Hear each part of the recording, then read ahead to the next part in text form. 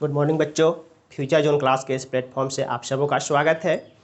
इस exam special session में फिर से आज 12th एग्ज़ाम के लिए बहुत ही इंपॉर्टेंट डेरिवेशन लेकर के आए हैं। किसी इलेक्ट्रिक डाइपोल के एक्सियल पॉइंट पर electric field intensity. Previous class में हमने एक एक्सप्रेशन करा था इलेक्ट्रिक पोटेंशियल के लिए डेरिवेशन, और आज है इलेक्ट्रिक इंटेंसिटी के लिए डेरिवेशन। बहुत सिमिलरिटी है दोनों रिजल्ट में, थोड़ा सा बारीकी से पकड़ेंगे। हमने पिछले क्लास में करा है और ये दोनों के दोनों एक्सप्रेशन इंपॉर्टेंट है इस साल के एग्जाम के लिए। तो वीडियो पूरा देखें, कभी भी एक्सप्रेशन रटे नहीं, चीज़ों को समझे और खुद से बार बार प्रैक्टिस करें। और जो भी एक्सप्रेशनल सेशन है ख़त्म होने के बाद इसी चैनल पे हम कंटिन्यूअसली पर डे कुछ ऑब्जेक्टिव क्वेश्चंस के सेशंस भी लेकर के आएंगे। तो जितना ज़्यादा आप लोग चैनल से जुड़ सकते हैं, जुड़े बेनिफिटेड रहेंगे टिल एग्ज़ाम। अगर टिल एग्ज़ाम चैनल से जुड़े रहते हैं, हम लिख करके देते हैं, आपका रिजल्ट बहुत ही अच्छा आने वाला है, फिजिक्स के लिए स्पेशली। ओके, बिना समय गंवाए फटाफट स्टार्ट करते हैं। फिर से अपने पास एक इलेक्ट्रिक डाइपोल बनाना है, बना लेते हैं। -q charge plus q charge position A, B, centre O, और इसके सेंटर से किसी r डिस्टेंस पे जा कर के अपने को इंटेंसिटी निकालना है इस पॉइंट C पर। इस पॉइंट का नाम डाल देते हैं O पॉइंट। पूरा सेपरेशन अगर डाइपोल का 2L है, देन सेंटर टू L इधर, L इधर। इस पॉइंट पे हमें क्या निकालने हैं? इलेक्ट्रिक फील्ड इंटेंसिटी निकालने हैं। और ध्यान देंगे, इलेक्ट्रिक फील्ड इंटेंसिटी एक वेक्टर क्वांटिटी होता है, तो वेक्टोरियली जोड़ने पड़ेंगे। ये प्लस चार्ज है, अब जानते हो प्लस चार्ज के कारण इलेक्ट्रिक फील्ड इंटेंसिटी आउटवर्ड होता है, मतलब इस पॉइंट पर इस चार्ज का इंटेंसिटी बाहर की तरफ होगा, बट इसी पॉइंट पर इस चार्ज का intensity due to negative charge अंदर की तरफ होगा। क्लियर? यहाँ वापस से कुछ एजम्पशंस कर देते हैं, फिर वही ये एजम्पशंस दोहराने पड़ेंगे। Let AB be a dipole having pole strength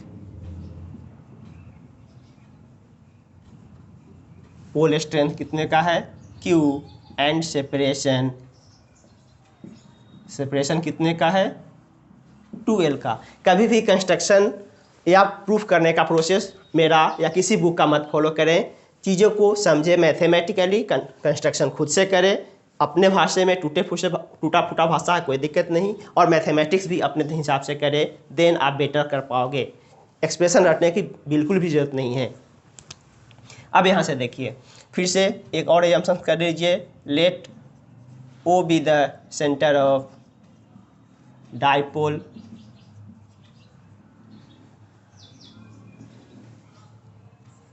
let C be the point on its axis where electric field intensity is to be find, जहाँ पर अपने को इलेक्ट्रिक फील्ड इंटेंसिटी निकालना है। आप देख लीजिए फ्रॉम फिगर। इस फिगर में हमें चाहिए ये डिस्टेंस चाहिए और वापस से ये डिस्टेंस चाहिए BC का वैल्यू हम क्या लिख सकते हैं? OC वाला लेंथ और माइनस OB वाले लेंथ को। OC का लेंथ कितना है? O to C R मान रखे हैं, और माइनस OB L है, एंड अपने को वापस से AC चाहिए। AC का वैल्यू हो जाएगा OC प्लस OA। OC रहा R और L, R प्लस L और एक R माइनस L। ये दो सेपरेशन निकल गए, दो डिस्टेंस निकल गया। इस पॉइंट पर अपने को इंटेंसिटी निकालना है। इसलिए अगर अपने को निकालना पड़े net intensity at C, point C पर अगर नेट इंटेंसिटी निकालना पड़े तो क्या हो जाएगा? Intensity at point A plus intensity at point B, vector form में।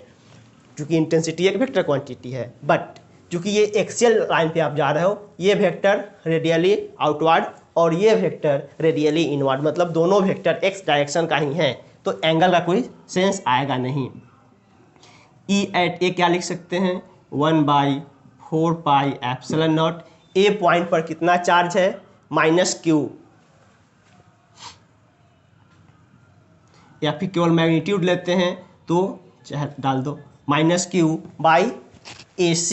AC लेंथ कितना है, AC लेंथ है R plus L, R plus L का होल स्क्वायर। चूँकि इलेक्ट्रिक फील्ड इंटेंसिटी क्या निकालते हैं, 1/4πε0 Q/r²। तो Q की जगह पर माइनस Q और by R², plus intensity at point B, intensity जो चार्ज B पर रखे हुए हैं उसके कारण, तो वापस से 1/4πε0 Q अब बाई ये डिस्टेंस BC जो कि अपने पास है R-L का whole square, R-L whole square. वापस से Q/4πε0 बाहर निकाल दो आप, Q/4πε0 बाहर निकाल दो, तो यहाँ बच जाएगा -1/R plus L whole square plus 1/R-L का होल स्क्वायर। आप क्रॉस मल्टीप्लाई करके एलसीएम ले लो, Q/4πε0 यहाँ गुना करेंगे तो माइनस के साथ R-L का whole square plus R plus L का whole square by R plus L square into R-L का होल स्क्वायर।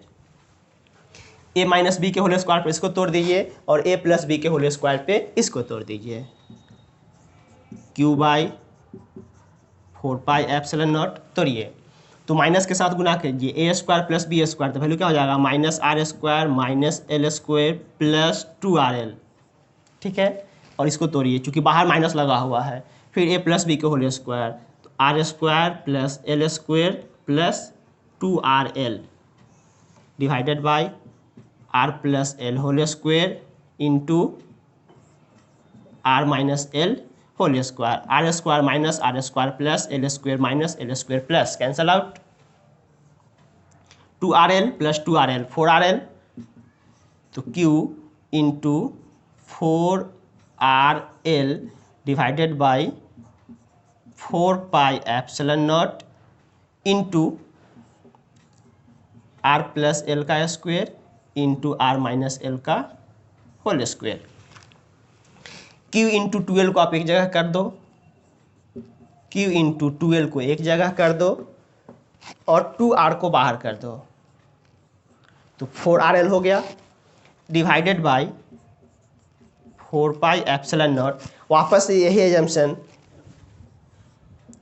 चूँकि L much lesser than R, L का वैल्यू R से बहुत ही छोटा है, चूँकि डाइपोल के बीच का जो सेपरेशन होता है बहुत ही कम होते हैं, तो इस केस में R प्लस एल अप्रॉक्सीमेटली ये भी R हो जाएगा एंड R-L अप्रॉक्सीमेटली ये भी R हो जाएगा। क्लियर, तो यहाँ पर ये वैल्यू आप डाल दो, ये साइड से कंडीशन आप कर लोगे, तो R प्लस एल स्क्वायर मतलब इसके जगह पर भी हम डाल सकते हैं R² और R-L² इसके जगह पर भी डाल सकते हैं R²।